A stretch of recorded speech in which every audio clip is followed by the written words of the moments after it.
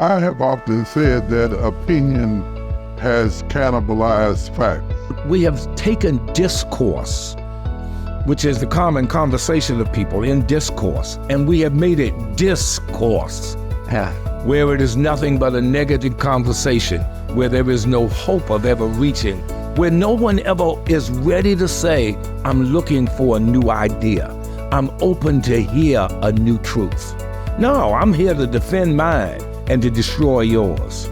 It's almost like a Baskin-Robbins mentality.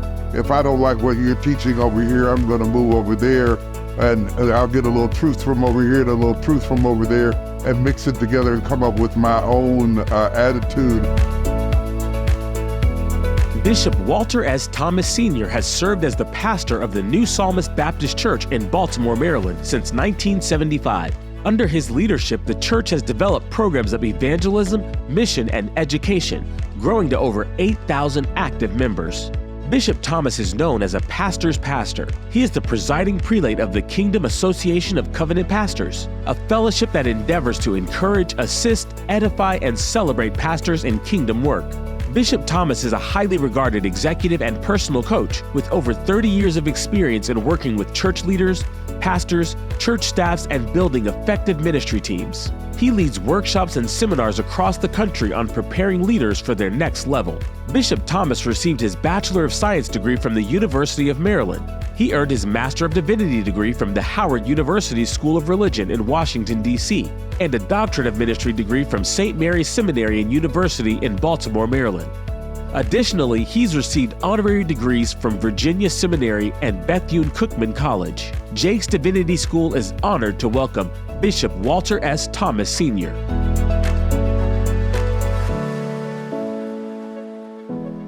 I want to take this opportunity to welcome Jakes Divinity School, its faculty, its students to the Chancellor's Masterclass, and an opportunity to glean and to draw wisdom from the person that's just been introduced to you, Dr. Walter S. Thomas.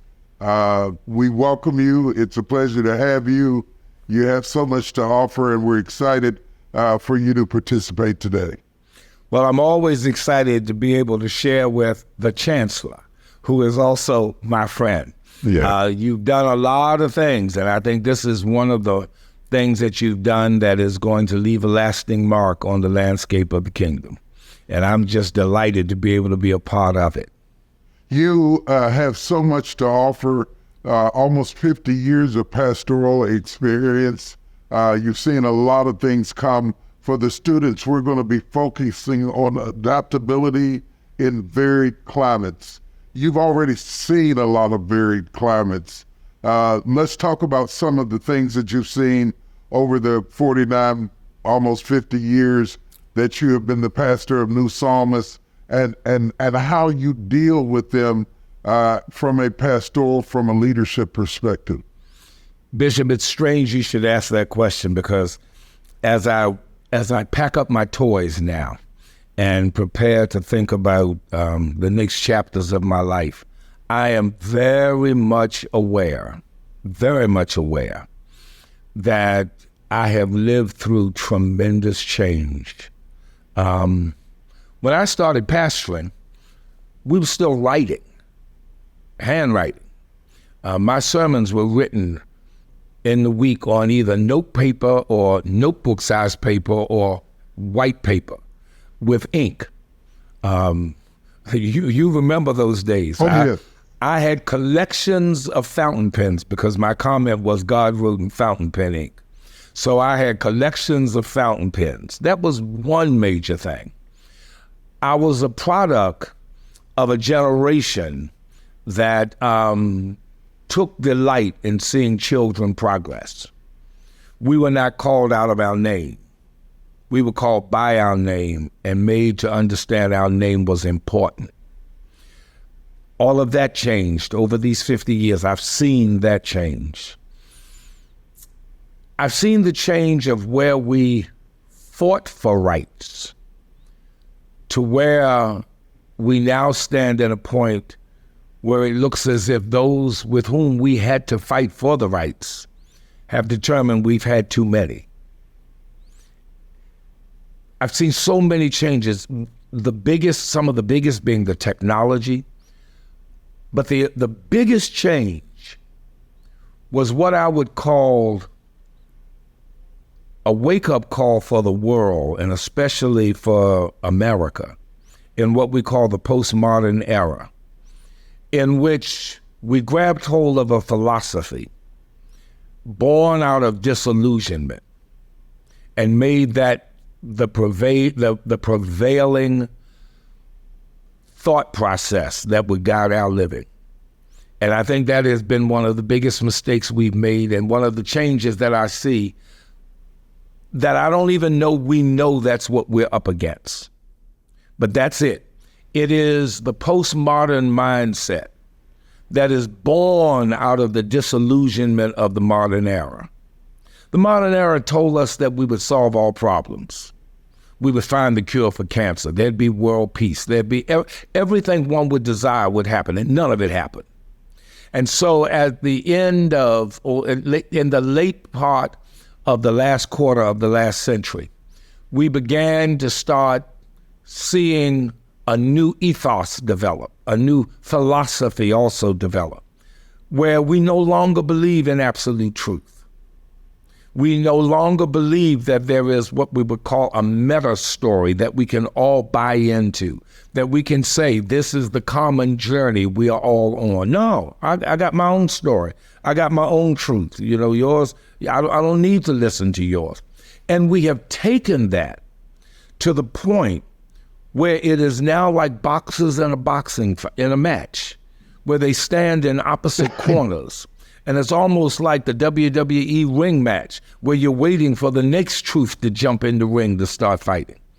I think that's one of the biggest shocks that I've seen, and the hardest to combat, because we're combating an ideology that folk have declared is truth. I have often said that opinion has cannibalized facts. Oh God, yes, yes. And it's been cannibalized by a few voices that are loud and have microphones and megaphones and big Twitter accounts and followers and friends. We have taken discourse, which is the common conversation of people in discourse, and we have made it discourse, where it is nothing but a negative conversation, where there is no hope of ever reaching, where no one ever is ready to say, I'm looking for a new idea. I'm open to hear a new truth. No, I'm here to defend mine and to destroy yours. Yeah, I think we've gone from debate to defense.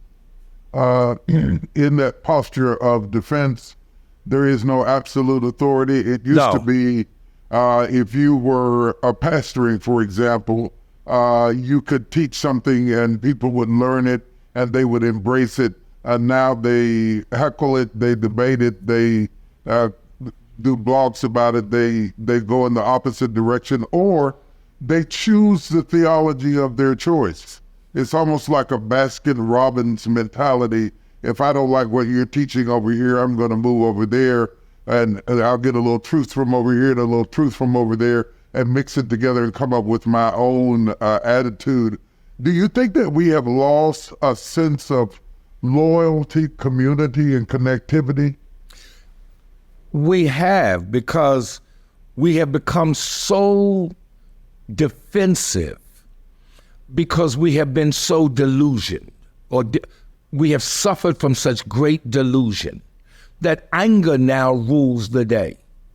Anger and the RGB of emotions, the colors of emotions, anger, sadness, and anxiety are the common emotions that are trickling down the spirits of most folk nowadays. Anger. You look at the road rage. You look at what's happening internationally. Anger is followed by kill people, whoever they are. Kill them. Anxiety. This this intense fear of what tomorrow may bring. You may have more than me tomorrow, so I have to stop you today. And rank sadness that we have not been able, people are sad that they have not been able to arrive at what they thought would be the destination. And emotionally, those are the colors of the spectrum, just like RGB and cameras and whatever. These are the emotions of the emotional spectrum that seem to color everything that we're up against now. Anger, sadness, and anxiety.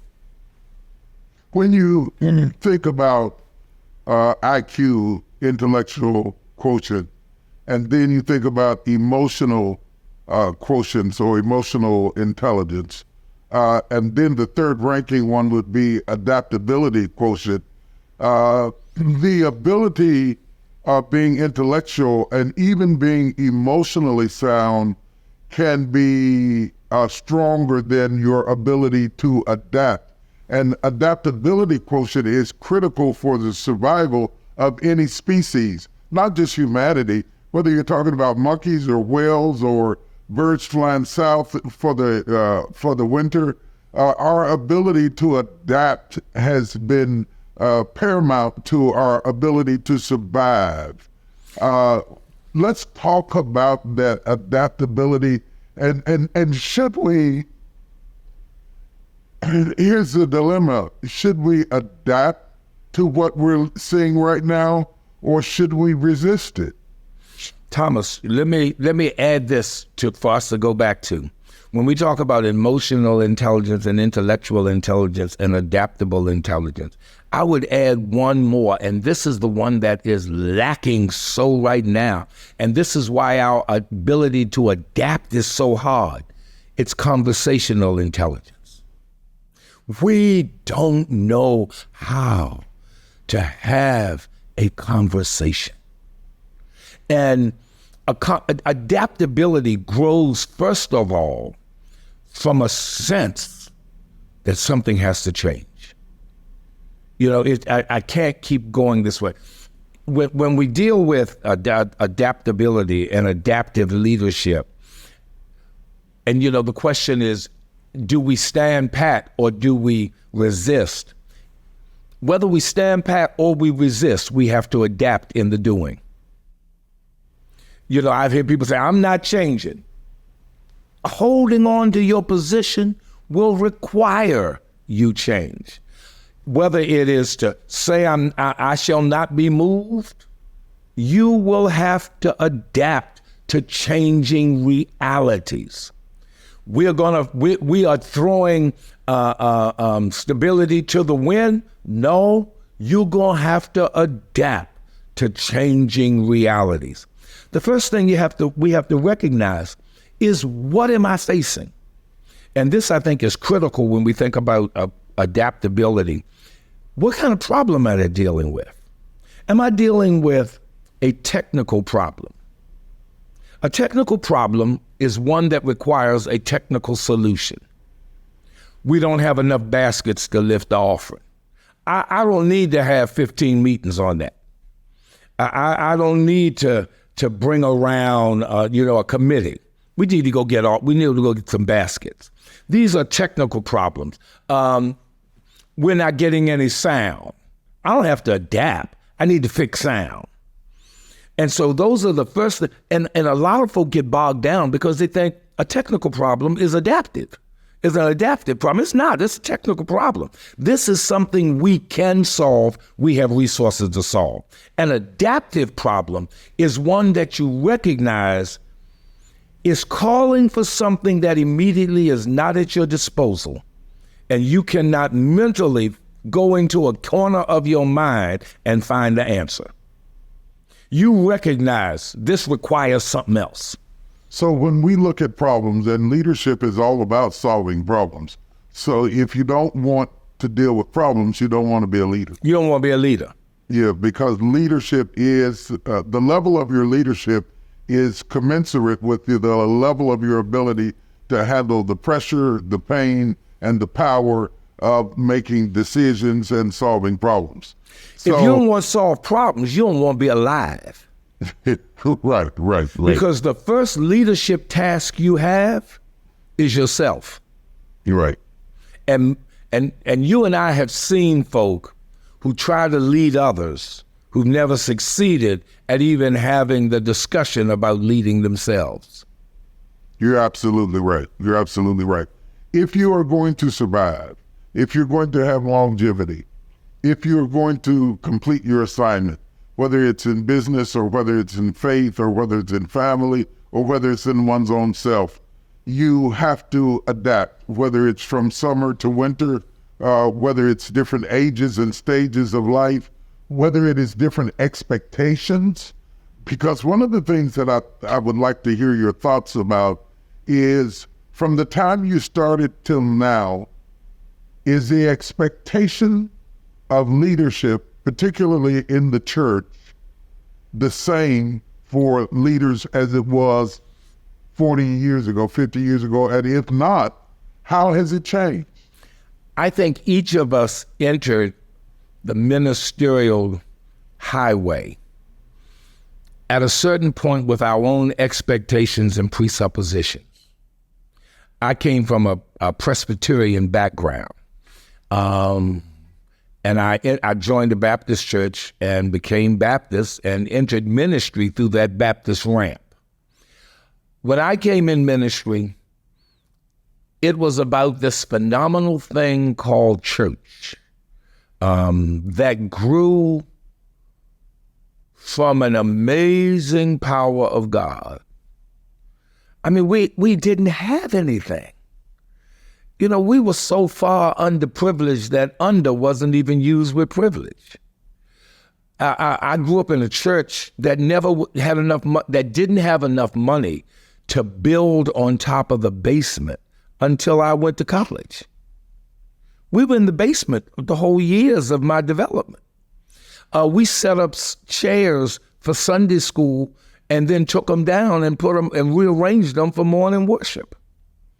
We didn't have what we have now, but there was an amazing something. There was an amazing something that evidenced not only in church, but in the community. Somebody died, we had the grief buffet. People coming to your house with collard greens. I brought a ham. I mean, these are poor people.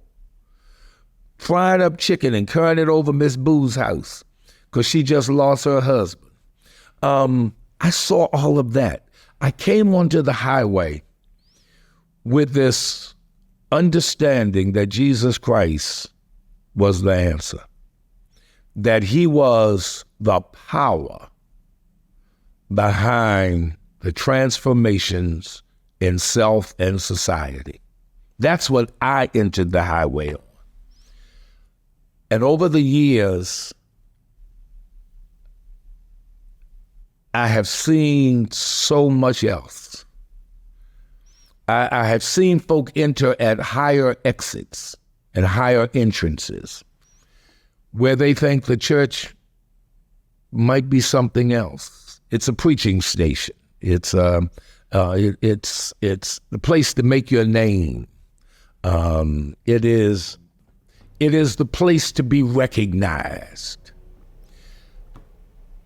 That's not the church that I first entered. And prayerfully, it's not the church I'm going to exit. Does that answer what you're saying? Yes. I think that I so related to having church in the basement. Yes. To build the sanctuary on top. So we come out of the same era. But the power of the metaphor exists in the fact that we were prepared to worship in what we had until we got what we wanted. We understood something. And the first thing, when I talk about adaptive leadership, the first thing I think people need to realize, and I would blast this on the loudest microphone I could find or have it written in the sky. You have to have a commitment to the goal and not the process. You must. My mama and daddy. My daddy was the head of our house. He was the leader. My daddy was committed to us being where we are now, my brother and myself. Your mom and daddy were committed to you being where you are. Did they see it fully? Absolutely not. No, but they stayed committed to it, and they understood and accepted the reality that you can't be committed to one unique process. You've got to be open to be able to adapt, because the goal can't be lost. You know, when you think about that as a pastor, you illustrate so vividly how times and seasons and times change. But even going from place to speak, speaking in different settings and different atmospheres, your ability to adapt to the atmosphere rather than coming in and trying to make the atmosphere fit you for one night and you're going to be gone the next night, it is easier for you to adapt into the environment that you have been placed than it is for you to demand that the entire environment change for one night in order for you to be adaptable. Adaptable means I can become all things to all men, that I might by any means win some. You know, we go to preach. I've had friends who didn't understand you don't hoop everywhere. Right. You don't have to hoop everywhere. You don't have to. Quiet as Kevin. You don't have to hoop that much now. Period. You're right. You don't have to try to be. Just present. Just come with the truth that you know is the ageless truth, not the truth you birthed last night, that you're trying to be recognized in the pantheon of truths. Come with what you know. And I think that's, you know, for the preachers and the folk who are on, we cannot buy into postmodernity's idea that there is no meta-truth, no meta-narrative, and no truth. There is a truth to which we apply. And when we hold it, we adapt to how we have to present it, how we have, like, one of the reasons I'm retiring is I realize I can't morph as much as I used to. My crystals are almost all used up. For want of a metaphor, my crystals are used up. But it doesn't mean that the goal is dead. It means that someone else picks up the baton from me. We are on an electronic, or on a technological platform that neither one of us envisioned when we started ministry. But we had to adapt. We had to take on processes that reached the goals that our limited skills gave us before. These technologies are given to us so that we can still accomplish the same goals. We're not on here trying to be great. We're on here trying to help other people realize what they can become. Right. I think that if you can only go as far as you can adapt. Right. And you struck a strong nerve right there, because it isn't just about knowing when to start, it's also knowing when to finish. Oh, yes. And it doesn't mean that your body's giving out. It doesn't mean that you don't know what you know. It doesn't mean that you're less intellectual or less theological or the profundity of your speech has been diminished. But there comes a point of adaptability where you are stretched beyond authenticity. And at the point that you are required to stretch beyond your own authenticity, it may not be that they are wrong, but it may be that you are now ready to pass the baton to somebody who has the elasticity to keep adapting into this new era that we find ourselves in now. While I adapt into something else. Right. You know, I don't leave the stage with my head down and mope off. I raise my head to the door that's open and go through. The other person is now performing on the stage, In years earlier, there would have been no microphone for that person to use. Now there are microphones, videos, there are so many different things to make it all happen. But in our day, we had to holler. Half the time, places we went, the microphones were there, but they didn't work. Right. I am now adapting, and preparing myself to adapt to my next chapter. Recognizing that the crystals I had for this last one are used up. But I have a new set of crystals for the new journey I'm about to go on. And when we understand that we are called to adapt, I'm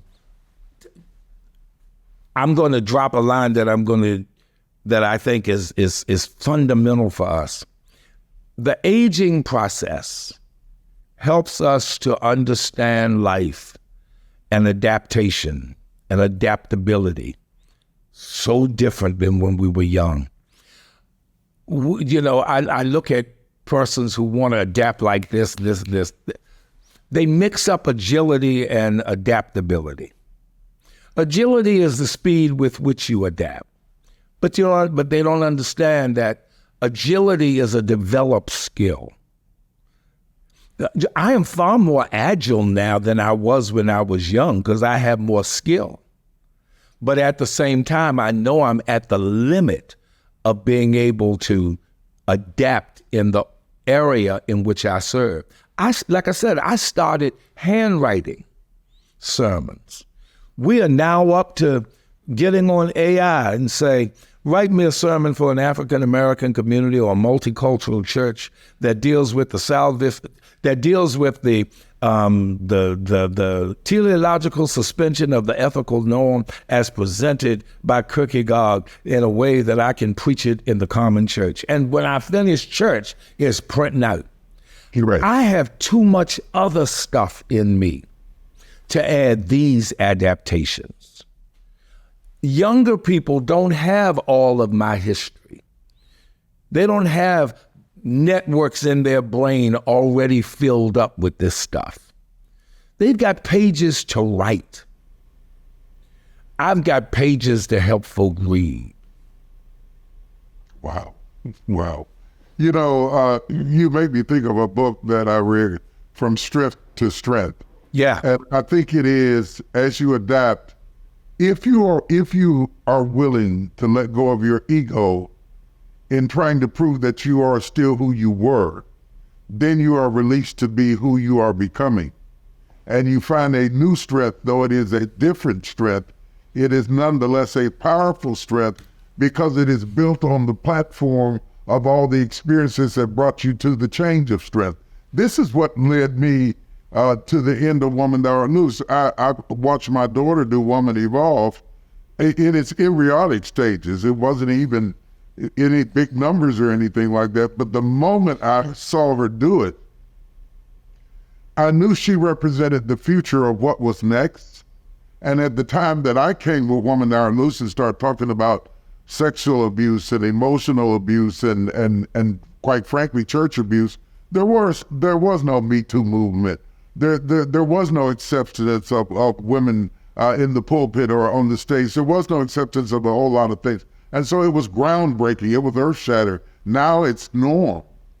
Now, as a normative, my daughter now comes along and she starts talking about emotional equity and finding the center of your being and all of this kind of thing. And I came back talking about it. My staff said, oh, we can do that. We can do the same sort of format. We can do it. I said, just because we can doesn't mean we should. We should. Because if we stretch outside of our authenticity, we've lost everything. Absolutely. See, what sometimes I think is hard for folk to realize is life is a mountain that we're always climbing up. The way I like to put it is this way. At this stage in my life, I'm an elder on the porch with the other elders. I used to be out in the yard playing with everybody and they run into me and ask me questions, this, that, and other. Now they come on the porch and say, do you have enough to eat? Do you need another piece of chicken? Do you need this or that? Or can I ask you something? And I think there comes a time when we need to realize adapting means adapting to where the conversation is that our lives revolve around. My life revolves around the conversation on porches. I am not still in the trenches. I mean, does that make sense? I'm not where I was when I was having those conversations with young adults who were my age, right, and 40 and 50-year-olds who were my age. I'm having different conversations, both with myself, with my dreams, and with other people who are at those same junctures. And I don't have to feel sorry about it. I don't have, somebody say, you're out of touch. No, I'm very much in touch with the world I live in, the world that I'm shaped in. I don't know all the latest songs on the radio. I knew them when I was in my 30s. You're right. I knew Sugar Pie Honey Bunch by the fact, but I knew that. I knew I want a girl like my mom, my dad said had. I knew all of that. Beechwood 4, 5, 7, 8, 9. But that's not my world now. I know them in my memory, in my world.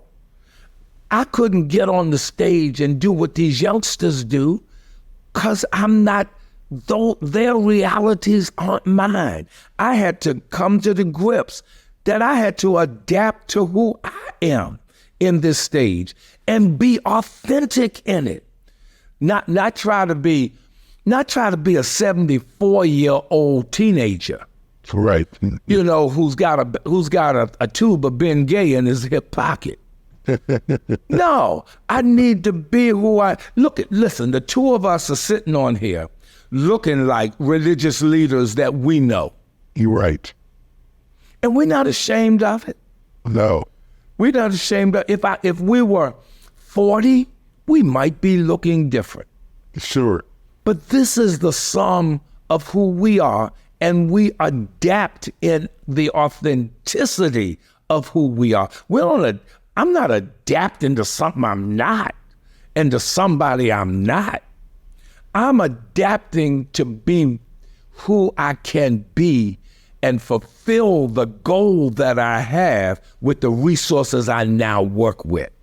Would you agree that in order to remain, because we're talking about adaptability as it relates to age and being senior statesmen, but I don't want the younger students to think that because you're young, you don't have to adapt. Oh, You're going to have to adapt to the fact that you have congregants that are our age and still appreciate a hymn every now and then. You're going to have to adapt to the fact that artificial intelligence is eradicating millions of jobs and creating million more jobs for which our people may not be skilled for. You're going to have to adapt to the fact that office buildings are emptying out and people are doing remote learning, remote employment. I have several employees that live in different states now, and kicking and screaming, I went into it because I'm old school. I want everybody around the boardroom. I don't want them zooming into the room. But if you're going to remain relevant, you're going to have to adapt to an ever-changing world that you don't control. Because sometimes the conditions that you find yourself serving in are not conditions that you created. They are conditions that were created, and you have to adapt to that environment, whether it's AI, whether it's political changes, whether it's the end of affirmative action, whether it's the end of DEI, whether it's the end of home ownership and people are starting to rent. We're constantly evolving as a society. And how does one tap into one's own adaptability? As you raise those things, you and I listened to what you raised, the home ownership, the death of DEI, and all these other things. Ironically, you and I remember when none of them existed, almost. Absolutely. And so we have the arc in our minds. when they got rid of the tax, the payroll, the government had for a season reduced payroll taxes, Social Security tax on folk, and then they repealed it and put it back in. For many of us, it went back to what it had been. But for a lot of folk like my son, who had just come of age and started working full time when the cut went in place, this was brand new. All of a sudden, he's being hit with a new tax. In my mind, I'm going back to the old tax. You're right. Right. That is part of what is the difference. And so for young people, many of the things that they're encountering for the first time. We, the older persons, have an arc of memory that plays in and lets us know that sometimes life is like a pendulum swinging back and forth. But the deeper thing is, it's what we had to learn.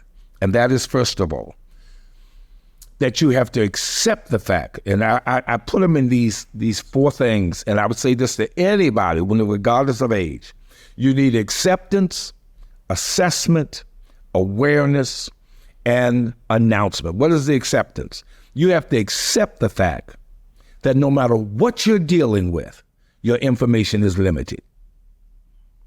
That you have to go in with no matter what you're doing, if you're buying a house, buying a car, if you're starting a ministry, if you're opening a business, you have to start with the premise, I'm working with limited information, which means anything can arise from any place. Stuff can come from any different places. That's the first thing. And I've learned for myself, no matter what I'm dealing with, I start with, I'm working with limited information. That's the first thing, acceptance. The second one is you have to make an honest assessment of what you're dealing with and what you bring into the table. You know, you can't have somebody telling you what you bring into the table. You got to sit down with, what do I bring to this table? Because it might require something beyond. What I have may make these technical problems and not adaptive problems. And what I've learned is when we make that assessment, when you look at what you're up against and what you have, what resources you're using and what you're bringing to the table, and I guess that's why Moses is always so important to me. When you look at your resources, Moses at one time had a rod. At another time, he's got Aaron and Hur. Another time he's got Joshua. Another time he's got the elders that his father-in-law has told him he's needed. He's come to understand, when you make this assessment, that my resources are going to vary. My resources are going to vary by the situation in which I find myself in. I may not need to talk to preachers all the time. I may need to have some hookups with some business people. I may need to have some hookups with some financiers. I need to be able, and see, this is where the sweep of growing comes. The closer I get to elderhood with a track record, the closer I come to building teams I never imagined. The closer you move into elderhood, the more and with a track record, the more you can build teams that you never saw coming, that you couldn't have built 40 years ago or 20 years ago, right? Because you were not the man or the woman that life has now made you be and brought you to be, and God's grace has enabled you to become. So an assessment of, what do I bring to the table? What do I have? Some years ago, you may not even remember this. This is that when you first moved to Dallas in one of the leadership sessions, and you had gentleman who's, I think he's a lawyer on your staff. He and another gentleman had written a book for church leadership with all the manuals and everything you needed in it. But I think, if I'm not mistaken, the title of it was "In the Multitude of Counsel." That's right. You see, Thomas, I do remember. "In the Multitude of Counsel." And I never forgot that passage. That's the first time it came alive to me. In the multitude of counsel, there's wisdom. I don't do anything without a multitude of counsel. People talk about, I listen to myself. I listen to myself too. Then I talk to a whole lot of other people. I talk to folk who I think have some input. My decisioning needs as much data as it can get. My decision, and what I've learned and what I've come to appreciate is the older I've gotten, God has built better teams for me. He has brought me, the Bible says a man's gift will bring it, or a woman's gift will bring them before great people.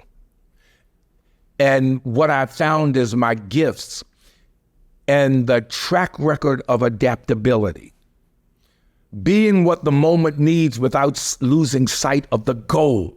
Right. Has brought me to a place where folk see integrity in the effort and are willing to say, I can stand with him. And I'm willing to say, I can listen to them. So that's the assessment. But then there's the awareness. And this is the thing I think that so many people play cheap. You have to be aware of two changes. When I talk about adaptability, you have to be able to adapt to the changes in the environment and adapt to the changes in the people. Great. Moses led the children of Israel to the promised land, adapting to the environment. But he was also forced to adapt to the changing nature of the people. He had people dying who remembered Egypt. He had people growing up who remembered the wilderness. Right. And he had to adapt to a different consciousness that provoked different behaviors. Absolutely. And if you can't adapt to the people change, you will not be able to stay to accomplish the goal. Because the goal is never environmental. The goal always relates to people.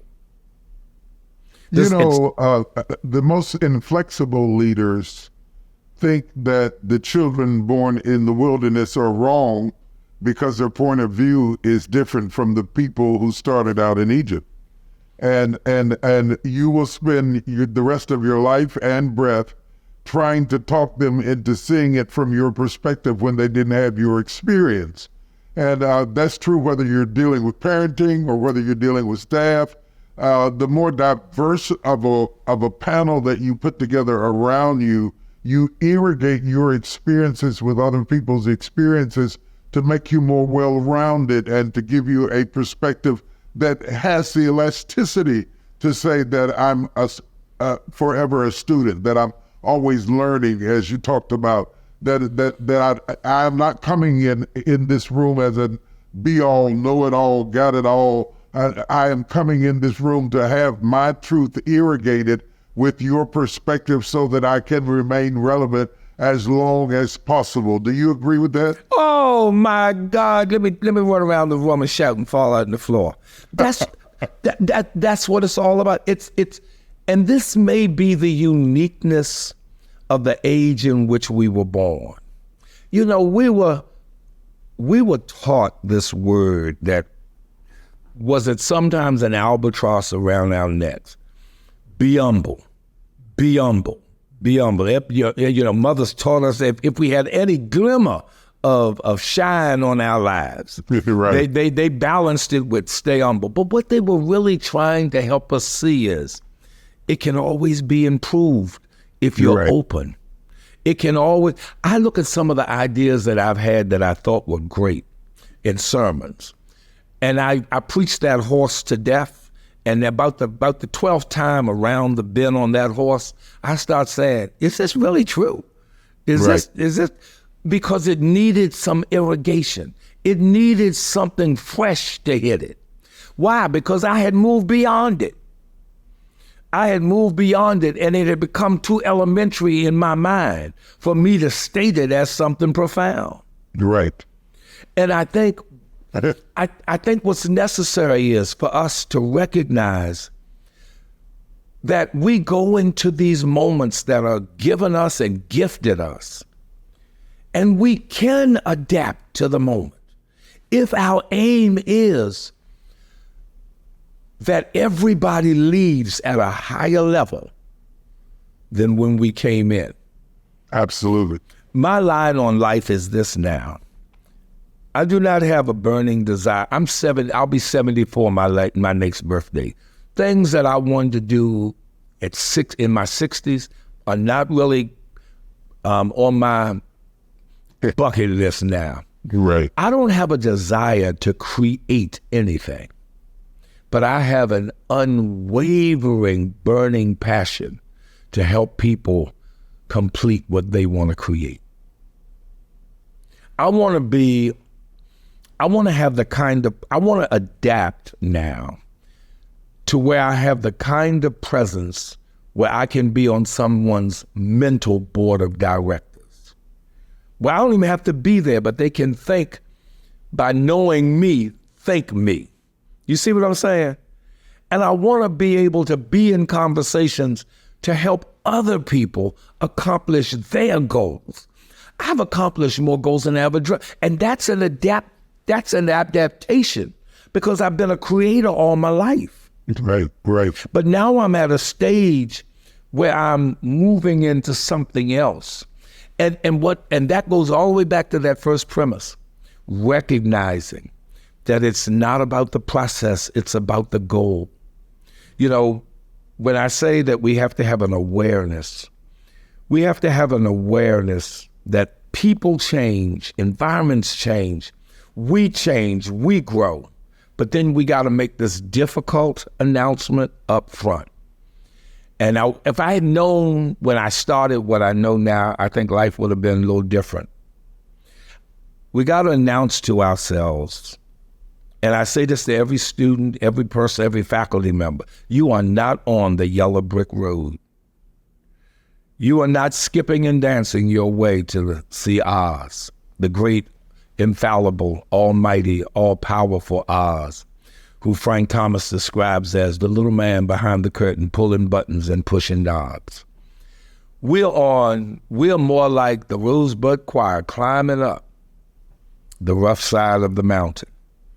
And we have to be able to admit to ourselves that we are following a moving goal. The goalposts are constantly being shifted from here to here to here to here to here. But that's all right. That's all right. We pivot in midair. We pivot in midair. We have to be able to do that. You know, it's just like you take a staff person who's an hourly person getting an hourly wage, and then you promote them and make them management. As an hourly waged individual, it was easy to castigate the management until you become the management. And yes. Now you understand, before you understood the what, now you understand the why. And so your whole perspective on the issue changes. Or to use another simile or metaphor, the prodigal son ends up the father. That's the great thing about the story. You know, he ends up the father. Every son ends up the father. So it's easy to critique the father. Give me the portion of goods that falleth to me. And then he ran out there. Now he's the boss. There's no father. There's nobody to report to. He's totally in charge. Now that he is the boss, he has to adjust to a different reality. Yes. And it wasn't easy to manage as he thought that it was before. And I think if one of the things if we do in our theological education is help people. I'm going to be leading a conference in a few weeks on a topic called the journey, helping people understand that this is a journey. You know, you enter this journey at a certain point, but there will be so much that happens on it. You cannot expect. In Maryland, you know, my home state, we talk about the Eastern Shore and the Western Shore. Baltimore and cities like Columbia and all that, they're on the Western Shore. The Eastern Shore is all flatland. That's where we have the crabs, Salisbury, Ocean City, all those kind of places, Crisfield. But it's all flat. You go across the Bay Bridge, you may not go up a hill or down in a valley. But when you come on the western shore, it's hills and valleys and hills and valleys.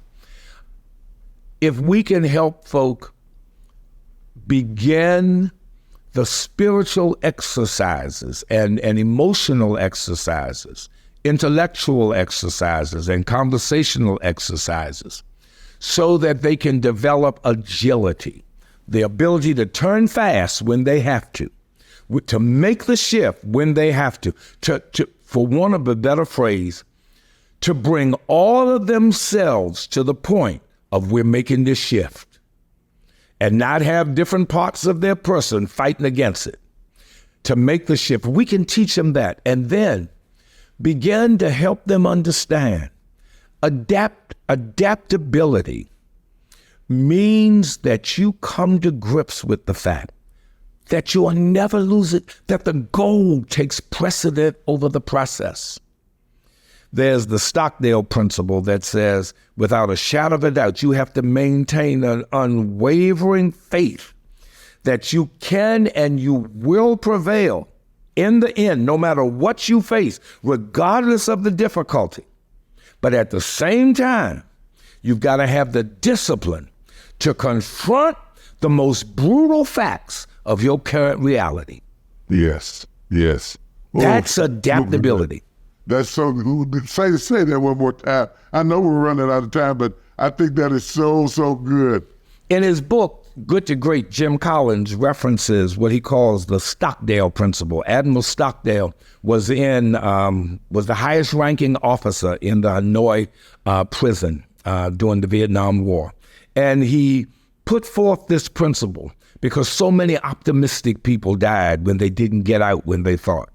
He said, you have to maintain an unwavering faith that you can and you will prevail in the end, regardless of the difficulties that you face. At the same time, you have to have the discipline to confront the brutal facts of your current situation, whatever they may be. Right. That is a good stopping point right there. If you master that right there, this masterclass will have served you well. I want to thank you, Dr. Thomas, for imparting so much of your wisdom that it took you 50 years to give, and you've given us parcels of it in about 50 minutes. It's very important that we cherish every crumb and every piece of it, that we develop the nimbleness of thought and the agility of mind to be prepared to embrace all that you are saying and to have that fortitude that you're talking about that says, at the end of the day, when all is said and done, I will prevail and I will accomplish that which I am after, and yet not be so optimistic that I do not have the courage to face the reality of the current dilemma in which I am in at this present moment. The balance between those two things is absolute gold.